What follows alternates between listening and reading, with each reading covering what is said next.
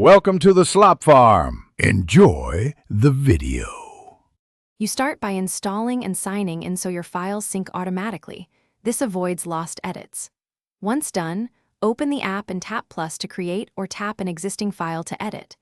Make sure to choose a template or blank slide to match your goal, because templates handle layout for you. You'll see the slide list on the left and the current slide large on the right. Use the toolbar for quick actions like text, image, and layout changes. You'll now add content. Tap any text box to type and use the format bar to change font, size, color, or alignment. This creates visual hierarchy.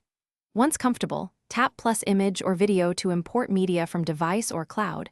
Use pinch and drag to resize and position. For consistency, duplicate slides or apply a layout and set slide transitions via the menu. These small steps save time and keep slides cohesive. Make sure to preview. As you go to confirm paste, you finish by rehearsing in present mode and checking speaker notes so your flow is smooth. When ready, tap share to add collaborators or copy a link, and choose viewer or editor access to control edits. Export as PDF or PPTX for distribution. If something goes wrong, like missing slides or no sync, first toggle Wi-Fi and force a sync. Make sure you're on the right account and sign out and back in if needed. That fixes most issues quickly, so you can present confidently. Thanks for watching. Consider subscribing if we helped you today.